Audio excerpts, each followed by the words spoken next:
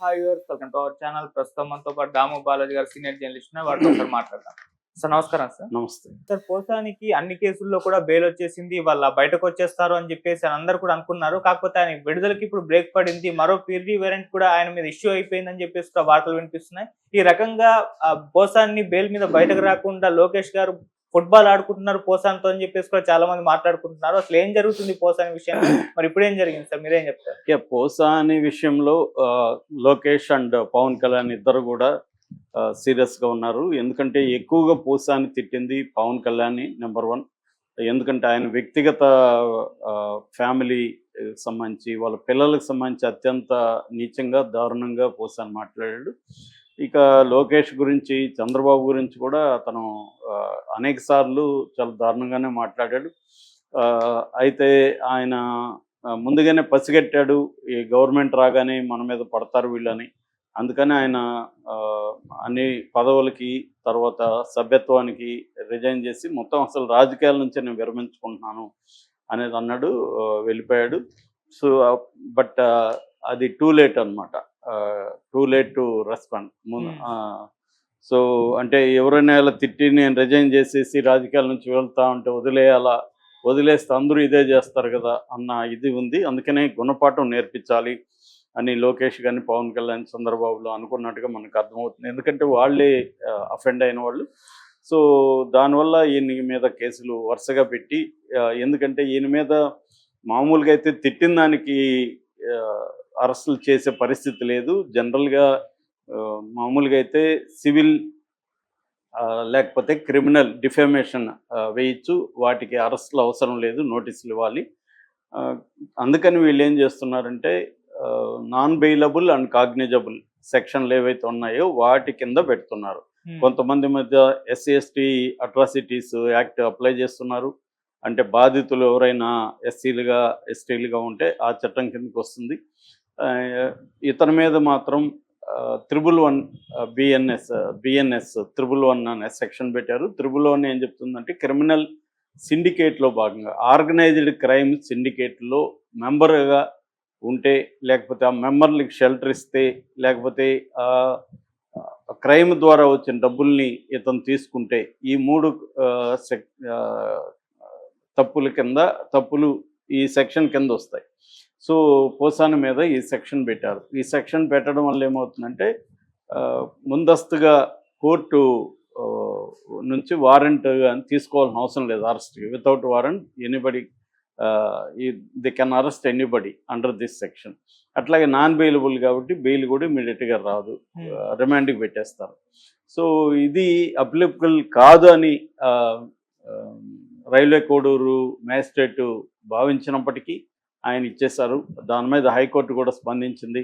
ఇలాగ కంప్లైంట్లో లేని సెక్షన్లో పోలీసులు పెడుతున్నారు, మ్యాజిస్ట్రేట్లు కూడా మెకానికల్గా ఇచ్చేస్తున్నారు, ఇది కరెక్ట్ కాదని హైకోర్టు కూడా వ్యాఖ్యానించింది. కానీ రెగ్యులర్గా జరుగుతున్నాయి.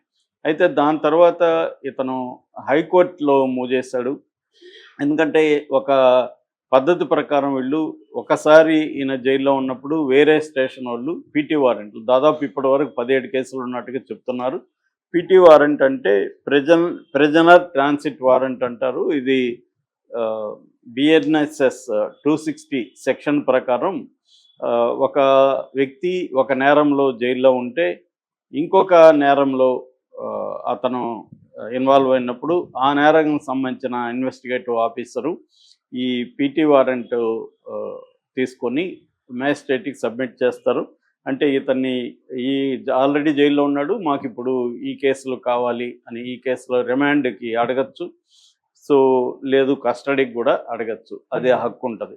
అయితే ఇక్కడ పరిస్థితి ఏంటంటే ఆల్రెడీ ఇతన్ని రాజంపేటకి తీసుకెళ్లారు, అక్కడి నుంచి నర్సరావుపేటకి తీసుకొచ్చారు, నర్సరావుపేట నుంచి ఆదోని, మళ్ళీ విజయవాడ, మళ్ళీ కర్నూలు, ఇలాగా ప్రజెంట్ అయితే కర్నూలు డిస్ట్రిక్ట్ జైల్లో ఉంటున్నాడు.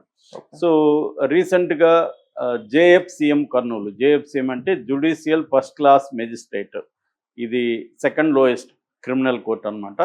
సో ఈ కోర్టు కూడా ఈయనకి కర్నూలులో బెయిల్ వచ్చేసింది. సో దాదాపు అన్ని కేసుల్లో, కొన్ని కేసుల్లో బెయిల్ వచ్చాయి, కొన్ని కేసుల్లో సెక్షన్ బిఎన్ఎస్ఎస్ భారతీయ నాగరిక సురక్షా సంహిత సెక్షన్ 35(3) కింద అతనికి నోటీసులు పంపించమని కోర్టు ఆదేశించింది. ఇంతకుముందు ఇది 41A ఉండేది సిఆర్పిసి, ఇప్పుడు 35(3) అయింది బిఎన్ఎస్ఎస్.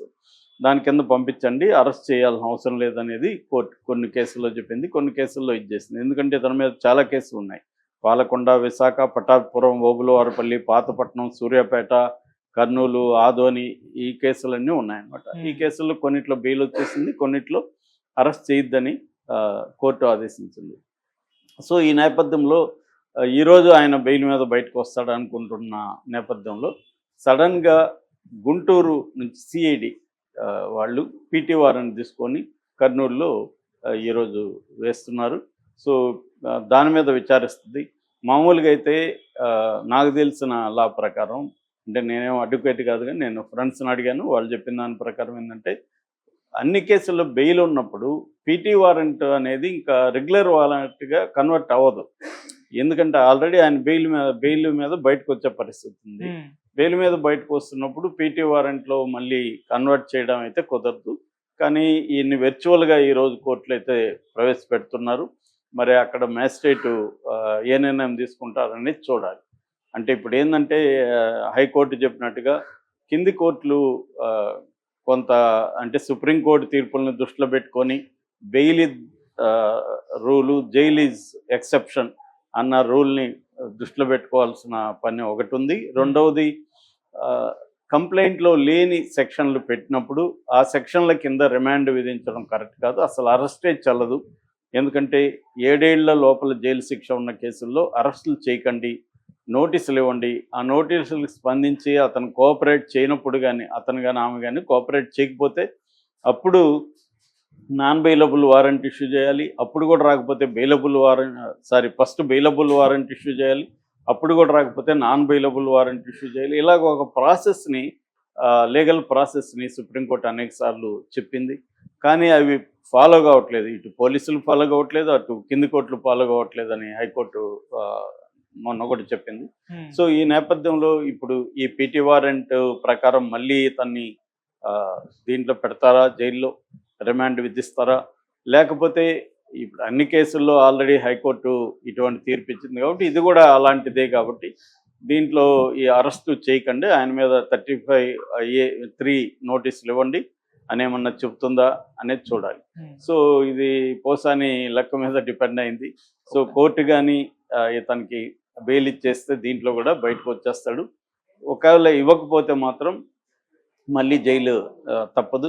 నాకు తెలిసి గవర్నమెంట్ అంత ఈజీగా పోసాన్ని వదిలిపెట్టడానికి సిద్ధంగా లేదు, ఎందుకంటే హరాస్ చేయదలుచుకున్నది కాబట్టి.